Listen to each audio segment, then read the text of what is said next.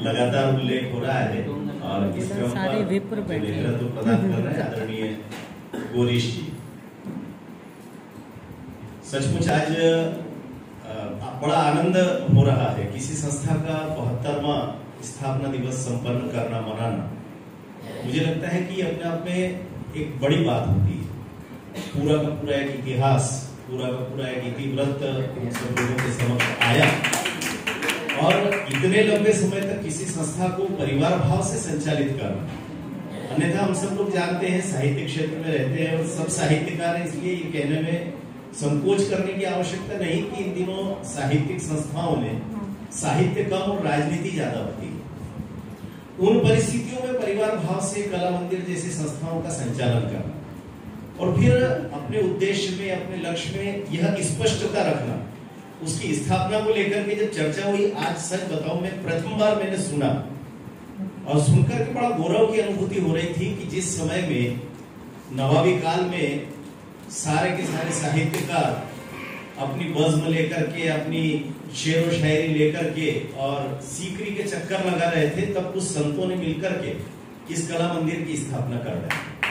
जिनको सीकरी से कोई काम नहीं था, विशुद्ध रूप से सांस्कृतिक अधिष्ठान को लेकर के जिनको काम करना था साहित्य क्षेत्र में, ऐसे लोगों ने कला मंदिर की स्थापना की।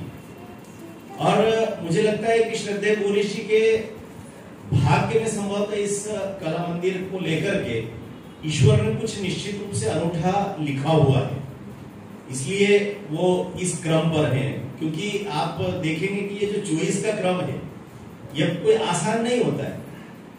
आप जब तीर्थंकर का प्रतीक हम लोग उपयोग कर रहे हैं तो हम सबको पता है कि जैन धर्म में 24 तीर्थंकर होते हैं। हम सबको मालूम होगा कि गायत्री मंत्र का जाप हम करते हैं, सर्वाधिक सात्विक मंत्र साधना होती है।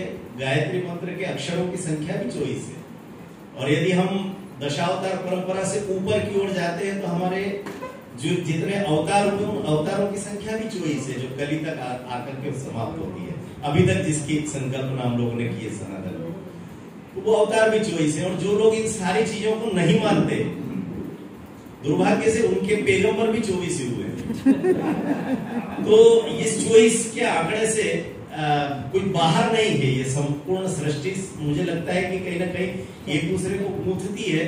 और हम सब लोगों में से जो श्रद्धेय सक्सेना जी, गिरजेश जी यहाँ पर बैठे हैं, उनको पता होगा कि ऐसा कहा जाता है कि प्रमुख रूप से जो नाड़ियां होती है उनकी संख्या भी 24,000 मानी जाती है, या शायद 24, लेकिन कुछ न कुछ 24 का आंकड़ा उसमें भी आता है मेडिकल साइंस में।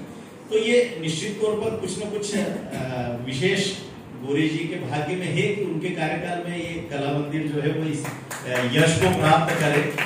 और सबसे ज्यादा मुझे कई बार मैं अनुभव करता था इस बात को, जब से भोपाल आया और पूरे साहित्य परिवार और आप सब वरेण्य जन परिवार के बड़ों से मिलना हुआ और पुत्रवत अनुजवत जो स्नेह आप सब लोगों से मिला, उसमें सबसे पहले गोरीश जी के प्रति, मतलब मैं कोई इस कार्यक्रम में आया हूँ, ये गोरीश जी मंच पर है इसलिए कह रहा हूँ, ऐसा नहीं, उसका कारण बता रहा हूँ क्यों। गोरीश जी के प्रति मेरे मन में प्रारंभ से अत्यधिक श्रद्धा भाव जागृत हुआ। पहली बार जब उनसे मिला तब से कई बार विचार करता रहा कि ऐसा क्यों हुआ, लेकिन आज जाकर के उस अवचेतन की श्रद्धा का कारण मुझे समझ में आया।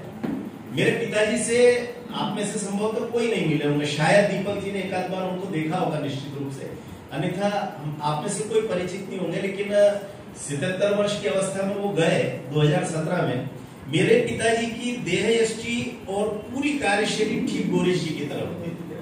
प्रतिदिन क्लीन शेव, प्रतिदिन शेविंग बनाना, वैसे ही साफ प्रेस बंद कपड़े और उसी चंचलता से काम करने का अभ्यास। और इसलिए मुझे लगता है कि गोरीश जी में मैं अपने पिताजी को देखा करता था। कई बार हम लोग जब इस प्रकार के परिवार की बात करते हैं, संस्थाओं की बात करते हैं, तो मन में आता है, और ये हम लोगों के संस्कार भी है कि व्यक्तिवादी नहीं होना चाहिए। हम सामान्यतः विचारवादी लोग एक विचार के साथ, एक चेतन्यता के साथ जुड़ करके साहित्यिक अधिष्ठान पर हम काम करते हैं। लेकिन कभी कभी मैं इस बात को भी अनुभव करता हूँ कि जैसे बौद्ध पंथ में 3 मंत्र चलते हैं, बुद्धम शरणम गच्छामि, संगम शरणम गच्छामि और धम्मम शरणम गच्छामि। तो जिसको हम साहित्य का वैचारिक अधिष्ठान कहते हैं वो हमारा धम्म है। लेकिन उस धम्म को सिखाने के लिए कला मंदिर जैसे किसी संघ की आवश्यकता होती है। जब तक संगठन नहीं होगा तब तक उस अंतिम धम्म की प्राप्ति हम नहीं कर सकते। लेकिन इस संघ से परिचय बुद्ध करवाते हैं, और इसलिए हमको कभी कभी व्यक्तिवादी होना पड़ता है कि हम जिस धम्म तक पहुंचना चाहते हैं उस तक पहुंचने की यात्रा बुद्ध से प्रारंभ होती है। और इसलिए आज कला मंदिर की चर्चा करते हुए हमने अपने पुरखों को याद किया, हमने उन सारे वरेण्य जनों को याद किया, उनमें से अनेक अब भौतिक रूप से नहीं है, और जो यहाँ पर इस धरती पर हैं उनको प्रणाम करने का अवसर भी हम सब लोगों को मिला।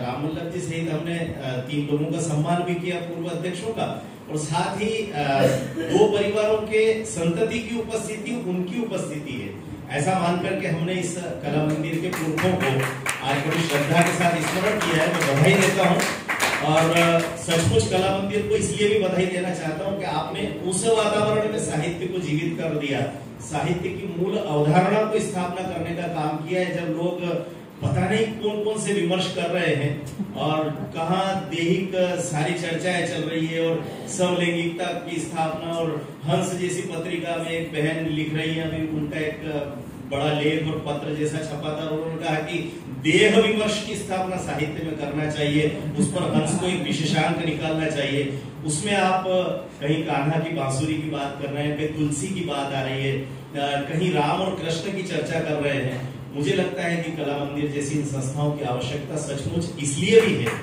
उस तरह के विमर्शों की स्थापना साहित्य को पथभ्रष्ट न कर दे।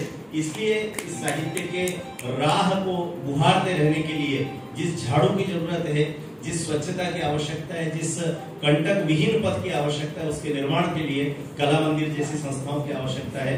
पुनः अपने पूरे परिवार को, जिसका मैं भी हिस्सा हूँ, हम सबको बधाई, बहुत बहुत धन्यवाद।